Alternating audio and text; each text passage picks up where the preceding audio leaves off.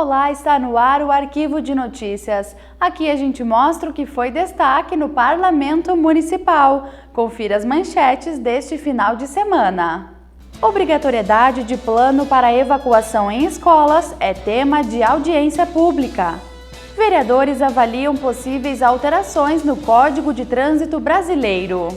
E projeto de lei prevê medidas de auxílio a mulheres em bares, restaurantes e casas noturnas. O Arquivo de Notícias inicia repercutindo a última audiência pública realizada na Câmara de Vereadores. Desta vez, a pauta foi o projeto de lei que torna obrigatório o plano de evacuação nas escolas municipais. No país, várias tragédias poderiam ter sido evitadas se o plano de evacuação fosse obrigatório e, de fato, fiscalizado em todos os lugares. O chefe de prevenção de incêndio do Corpo de Bombeiros falou sobre as questões técnicas que envolvem o projeto de lei. Basicamente, ele tem que ser feito um cronograma, um calendário que seja obedecido por essas escolas e, efetivamente, um treinamento dessas pessoas que habitam esses locais, seja para trabalhar ou seja para estudar, né? Estamos falando de professores, alunos, direção e todo o staff do que uma escola precisa, que eles precisam saber quais procedimentos fazer para que esse abandono seja qualificado e que realmente traga segurança. Então nós temos desde quem vai acionar o Corpo de Bombeiros para essa emergência, quem vai sinalizar o trânsito para uma ambulância chegar de forma adequada ao local e socorrer o mais rápido possível. Nós temos quem vai conduzir os alunos e qual é a área de refúgio. Então tudo isso aí são exemplos de como é importante um plano de evacuação para que o pânico seja reduzido e as pessoas consigam sair com segurança. O texto em análise na Câmara define princípios e normas de evacuação para situações de risco e foi baseado em leis que vigoram em outras cidades. Em razão disso, a Secretaria Municipal da Educação está atenta ao debate. Pode representar a diferença entre a vida e a morte. Nós verificamos que existem alguns municípios que têm realmente já esses planos de evacuação, assim como o estado do Rio Grande do Sul também tem, mas somente para estabelecimentos acima de 750 metros quadrados. E nós não sabemos quais são as bases que será proposta. A maioria dos nossos estabelecimentos tem menos do que esses 750 metros, mas nós entendemos que mesmo nesses pequenos estabelecimentos nós possamos efetuar treinamentos para possibilitar uma segurança maior e para que todas as pessoas que estejam dentro desse estabelecimento sintam-se seguros. O projeto estabelece os critérios para a evacuação das escolas municipais, mas a ideia é contemplar também as instituições do Estado. A professora Zana Andréia representou o Colégio Fagundes dos Reis, que atende mais de 1.200 alunos. Eu não digo que todas as escolas não estejam preparadas, mas que a maioria delas não estão. Na nossa escola a gente tem já esse curso, né, de primeiros socorros, várias pessoas da escola têm, inclusive eu também tenho, que eu já fiz, né, o curso. Eu te digo assim, eu diria que a gente se vira, com perdão da expressão, a gente se vira numa situação de risco, mas que realmente a gente precisaria ter um plano mais efetivo, um treinamento muito bem realizado, bem feito por todos os professores, funcionários. Sim, a gente realmente precisa. E isso é muito importante, sim, para que não ocorram tragédias e coisas, né, nesse sentido. E também quero colocar aqui que nós tivemos 2 problemas com escolas estaduais recentemente, mas estão sendo tomadas as devidas providências. Temos a Escola Lucília, né, que foi cedido um espaço para o município, uma parceria com o Estado. Acredito que quarta ou quinta-feira deverá ser liberado para o uso, e também a escola Mário Quintana, que também estamos providenciando todas as medidas, né, necessárias. Apesar de não termos engenheiro elétrico no estado, temos só 3, mas a gente está providenciando isso, junto ao setor de obras, né, que é o que eu faço parte na coordenadoria. O plano de evacuação é de autoria do vereador Luiz Miguel Chais.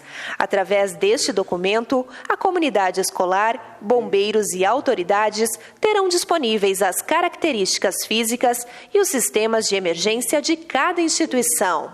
A pergunta que não quer calar, e eu já respondo, é que a princípio o nosso projeto ele tinha única e exclusivamente um cunho de fazer um projeto para as escolas do município, mas nós fomos buscar a lei e nós podemos legislar sim para todos os estabelecimentos de ensinos dentro do município de Passo Fundo. Então nós estamos muito felizes depois de ouvir aqui, agradecemos aqui a presença da Coordenadora de Educação, nós também a Secretaria Municipal de Educação, Corpo de Bombeiros, professores, alunos, enfim, foi uma audiência pública pequena, mas de um aproveitamento muito grande. Estamos muito felizes, aguardamos agora o trâmite do projeto nas comissões, mas hoje a gente ouviu também aqui os 4 presidentes das comissões, todos favoráveis ao nosso projeto, acreditamos que logo ali nós iremos ter uma lei importante para a segurança dos nossos professores, dos nossos alunos, dos pais e também dos funcionários das escolas. A audiência pública contou com a presença de representantes das 4 comissões permanentes da Casa. O presidente do Grupo de Finanças, Alex Necker, opinou sobre o mérito da matéria. A gente viu o professor que veio aqui dizer que é necessário dialogar com a comunidade, estar presente no dia a dia. Eu acho que antes de qualquer aprovação nesse sentido, nós temos que dar uma lapidada a mais na legislação. Por exemplo, quando eu falei na audiência pública de que nós tenhamos que pensar talvez níveis de trabalho desse tipo de legislação, levando em consideração o tamanho da escola, o número de alunos, onde ela está localizada, a legislação já específica do plano de prevenção e combate a incêndio que já existe. É importante isso, mas pelo que eu vi, a comunidade que esteve presente, ela aprova o trabalho nesse sentido e certamente nós, vereadores aqui, vamos receber contribuições da comunidade para poder aprimorar a legislação. Se não, a lei, efetivamente, talvez na própria regulamentação da lei por parte do Executivo e principalmente por parte das secretarias envolvidas, contribuir de forma decisiva para que nós possamos construir um plano nesse sentido e um plano que efetivamente possa ser treinado, compreendido e implementado na rede municipal de ensino. E o Arquivo de Notícias faz agora um rápido intervalo e no segundo bloco mostra a repercussão do projeto que altera o Código de Trânsito Brasileiro.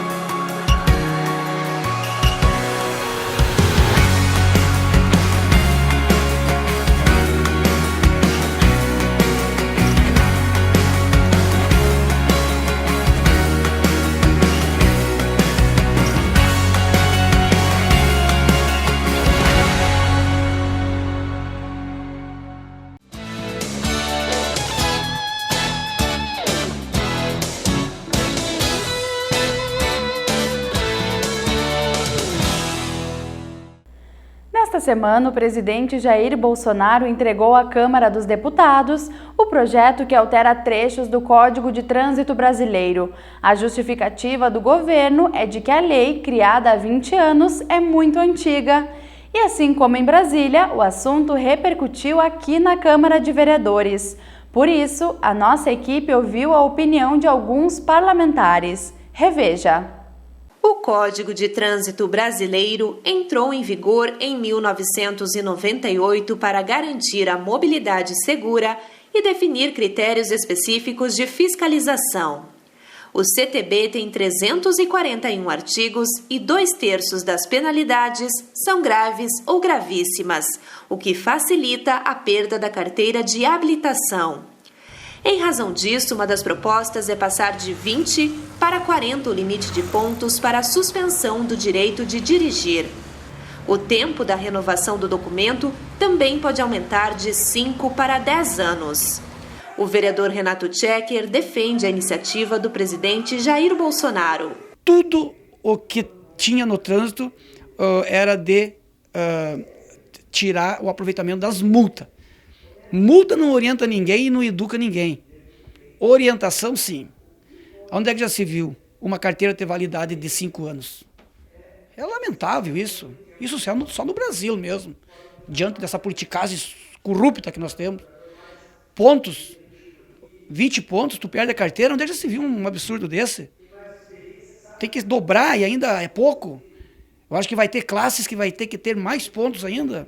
Porque o que é uma carteira de habilitação? É a sua carteira de trabalho para muitos. Motoristas de caminhão, os nossos caminhoneiros, viajando aí 1.000 quilômetros por dia, 20, 30 mil quilômetros por mês. É inevitável você não pagar multa nessas rodovias do jeito que estava, esses verdadeiros caças-níquel, que uma hora é 40 por hora, outra hora é 50 por hora, outra hora é 60 por hora, tu não sabe mais quanto é que tem que andar por hora. Então, realmente, tem que fazer toda essa mudança em função do trânsito e que a verdadeira causa não é multar, e sim orientar e dar tranquilidade para os nossos motoristas. E não você estar viajando com aquela preocupação de levar multa, quando a preocupação tem que estar 100% cuidando no trânsito. Mas a maior preocupação hoje dos nossos motoristas é a preocupação com as multas. Aqueles radares escondidos em determinadas áreas, atrás de um poste, atrás de uma árvore, para tentar arrecadar uma multa. Isso é um absurdo. Então, o Bolsonaro realmente, na questão do trânsito, 100%. Um ponto polêmico do projeto trata do transporte de crianças. As normas do CONTRAN sobre o uso da cadeirinha por menores de 7 anos e meio serão incluídas no código, mas não haverá multa para o condutor que desrespeitar a lei. Pelo texto em discussão, o infrator receberá uma advertência e perderá pontos. A ideia de tornar mais flexível o uso do acessório de segurança não agrada o vereador Rafael Colucci. Totalmente contrário pelo fato de que a obrigatoriedade faz as pessoas usarem. Porque se você não é obrigado a usar e não tem uma penalidade, muitos pais vão optar por não usar. Já sendo obrigatório, protegendo as crianças, muitos não usam. E a gente sabe que isso realmente tem evitado muito na questão das fatalidades. Eu, como pai de família, sou totalmente contrário a essa questão de retirar a obrigatoriedade das cadeirinhas. Eu acho que deveria, sim, ser mais ainda expansionado, que até mesmo o controle da fabricação das cadeirinhas, que vem em paralelo com essa questão, porque são vidas de criança e que elas não têm escolha. E nós, como adultos, temos a obrigação de protegê-las. Né? Não tem como retirar a obrigatoriedade. Já a extinção da obrigatoriedade do exame toxicológico para condutores das categorias C, D e E no momento da renovação da CNH divide opiniões. Hoje, no período de 2 anos e 6 meses, os caminhoneiros, motoristas de vans e ônibus passam pelo procedimento que detecta o consumo de substâncias psicoativas. O PTBista Aristeu Dalalana é simpático à proposta, enquanto o vereador Ronaldo Rosa lamenta a decisão do governo. O motorista de caminhão que ganha R$ 1.500 por mês, quando vai renovar a carteira, tem que fazer um exame toxicológico. Todo mundo sabe, e vamos ser bem grosso e bem franco, porque é a maneira da gente ser. Todo mundo sabe que existe muito mais motorista de carro, maconheiro, drogado, usando droga, bêbado, atravessando rodovia, daí dá um acidente, o motorista estava em alta velocidade. Um caminhão a 80 por hora, ele não para em 20 metros, 30 metros, carregado. Aí o motorista de caminhão é taxado como se fosse um drogado, né? Vai pegar todos os motoristas de automóvel para ver se 90% a mais dos motoristas, que os caminhoneiros, e ninguém precisa fazer exame toxicológico. Só que esse motorista drogado, de um carro particular, com a carteira amador, ele atravessa a pista, o motorista desviado de alguém, ele vai bater num ônibus, vai matar 50 pessoas por causa desse motorista que não precisa fazer o exame toxicológico. O exame toxicológico tem que ser feito para todos. Eu sei que não vão gostar do que eu estou falando. Para todos. Porque no volante não é lugar de gente usando droga. Então tem que ser para todos, não só para a classe dos caminhoneiros e dos motoristas profissionais. Nós sabemos que o trânsito no Brasil mata mais do que a própria guerra, né? Então, eu sou contrário a qualquer medida que venha flexibilizar e facilitar a vida do condutor irresponsável. Questão de bebida alcoólica, questão de consumo de drogas, questão de não andar com veículos que tenham as mínimas condições de transitar, questão do motorista não estar minimamente preparado para isso. Então, esse projeto que foi protocolado, que acaba tirando, né, a obrigatoriedade da realização de exame toxicológico para motoristas de ônibus, caminhão e van escolar, eu acho que é um grande equívoco do governo federal. Vou ficar na torcida para que lá no Congresso esse projeto não prospere, porque vejo até com uma certa irresponsabilidade uma proposta dessas, onde nós deveríamos sim propor medidas que viessem a dar mais segurança ainda nas estradas e não tirar o que já tem, que garante o mínimo de segurança. Aqui na Câmara de Vereadores nós temos um projeto de lei que está tramitando, que inicialmente não seria atingido por esse projeto do governo federal, porque é para motoristas carteira B, mas que são motoristas que dirigem aplicativos e motoristas de táxi. Então, nessa parte, a lei não está mexendo, mas claro que se abre um precedente também para mexer nessa lei, por isso que a gente é contra. O conteúdo do projeto de lei que será analisado na Câmara Federal e Senado traz 17 modificações, 2 inclusões e 8 revogações no Código de Trânsito Brasileiro. Outras mudanças significativas são as punições mais brandas para motociclistas que dirigirem com a viseira do capacete levantada. Já deixar de usar o farol nas rodovias passa a ser uma infração do tipo leve. No entanto, não haverá a aplicação de multas. O vereador Alex Necker repudia totalmente o texto e ainda questiona a legitimidade técnica. Capacete salva vidas, né? Então, qual é o motivo para retirar essa obrigatoriedade? A não utilização de multas no caso de não utilizar a cadeira para o transporte de crianças. Está mais que comprovado que o transporte de crianças em cadeirinhas feito de forma segura salva vidas. Qual é a justificativa para não deixar a legislação como está? O farol aceso nas rodovias. Me parece que os faróis acesos nas rodovias, eles auxiliam os motoristas, quando cruzam um com o outro, a ter mais atenção, principalmente em rodovias que são de via simples. Qual é a justificativa para não ter mais a obrigatoriedade disso? Preserva vidas? Do meu ponto de vista, preserva vidas e preservou vidas. Então tem que ter uma justificativa que seja para além do eu acho que é melhor não ser assim, eu acho que não é melhor. Tem que ter um embasamento técnico e baseado naquilo que é primordial, que é a preservação da vida humana. Agora o Arquivo de Notícias faz um intervalo e em seguida vamos rever o conteúdo do novo projeto de lei do vereador Alex Necker.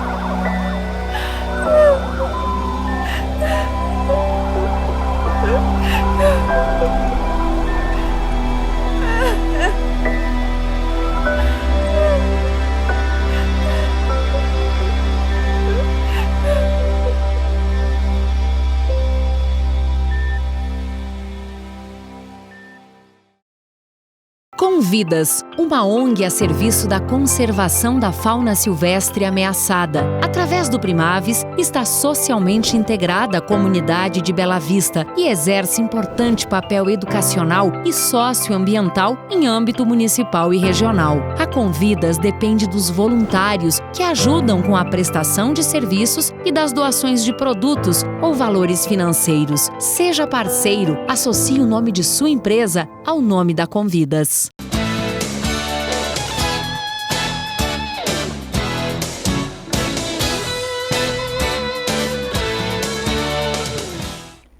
Passo Fundo está entre as cidades gaúchas com os maiores índices de violência contra a mulher. Os feminicídios também estão aumentando, assim como os relatos e denúncias de abusos e agressões, inclusive em bares, restaurantes e casas noturnas. Pensando nisso, o vereador Alex Necker ingressou com um projeto de lei sobre o assunto.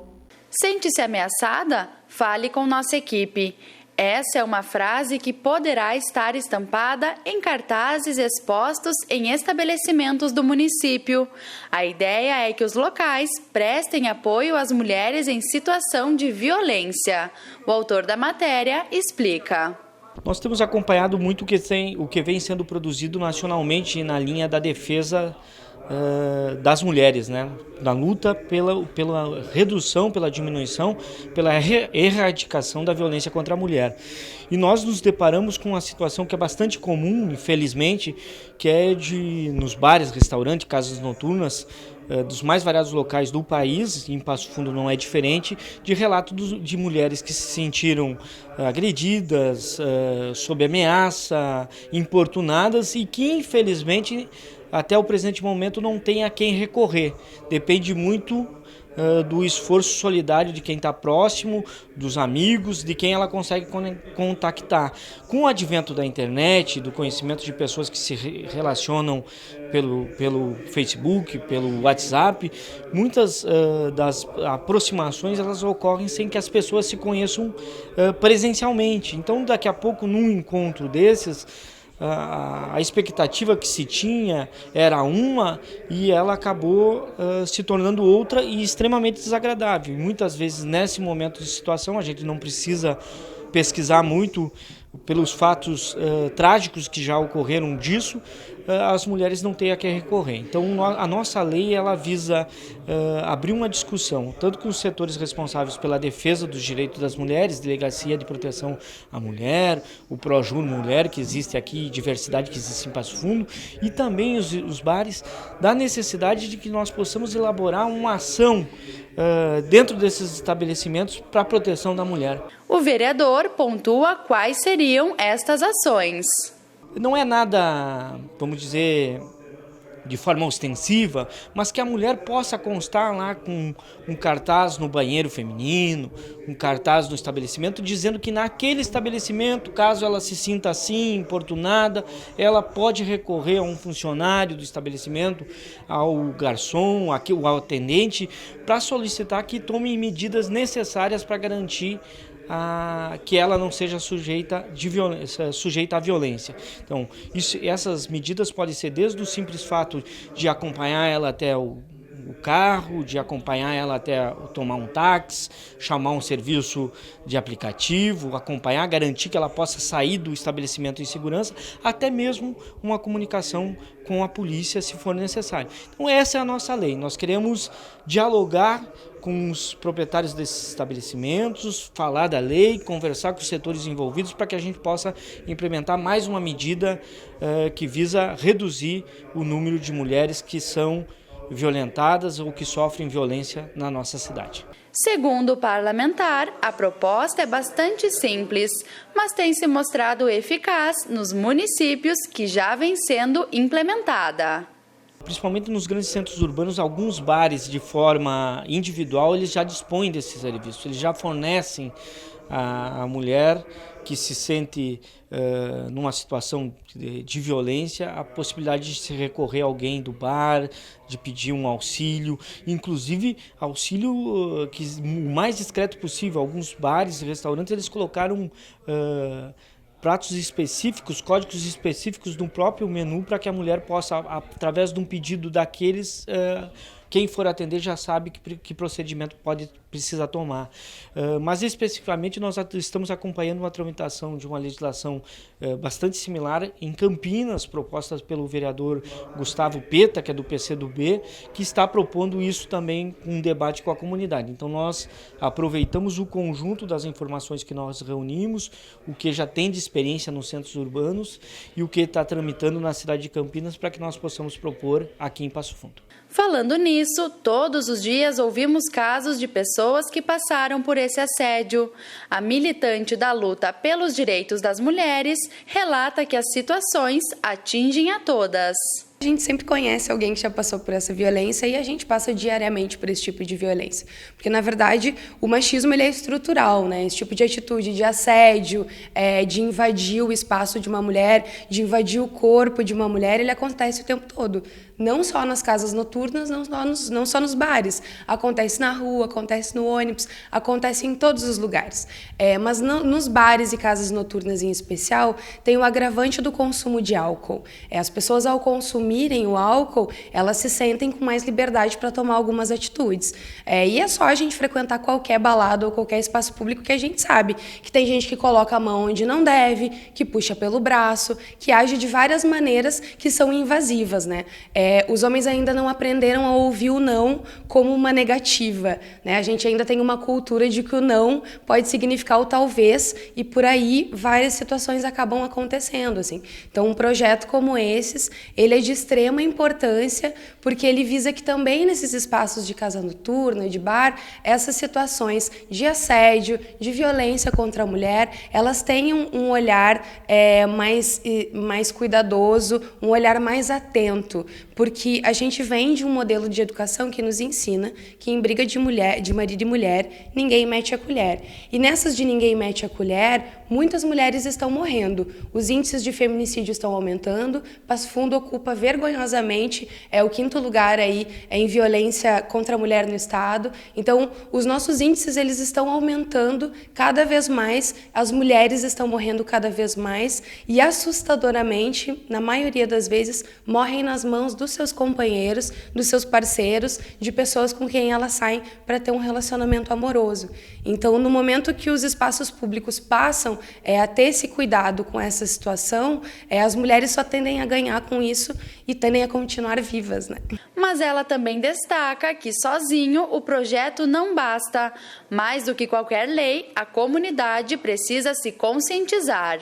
Além dos cartazes, é preciso que a gente tenha uma política de formação e de educação para que essas pessoas que vão prestar o atendimento estejam preparadas para saber como agir numa situação dessas também. Porque uma pessoa despreparada, muitas vezes, pode acabar resultando numa situação ainda pior, mais complicada de resolver e muitas vezes até numa tragédia, né? Então, é necessário que, ao se pensar um projeto de lei desses, uma lei dessas, se pense não só no fato de ter lá um aviso de que as mulheres podem contar com isso. Se pense, claro, que isso aconteça de uma forma que a mulher se sinta à vontade de pedir. Por exemplo, na casa noturna que eu fui, era só pedir um drink com o nome La Penha naquela casa para o garçom, que ele já ia saber como agir. E aqueles garçons todos tinham uma formação para saber como agir nessa situação. Se acionam segurança, se chamam um transporte para aquela pessoa ir embora, enfim, a melhor maneira de lidar com aquela situação. Então, acredito que o município de Passo Fundo tem muito a ganhar com um projeto desses. É muito importante para preservar a vida das mulheres que estão morrendo porque ainda são tratadas por seus companheiros como se fossem propriedade deles. Então, no momento que a gente passa a falar sobre isso, passa a conscientizar as pessoas, cada vez mais a gente vai coibir esses atos de violência contra a mulher. E nós encerramos o arquivo de notícias com as imagens que marcaram a semana. Obrigada pela sua companhia e uma boa noite.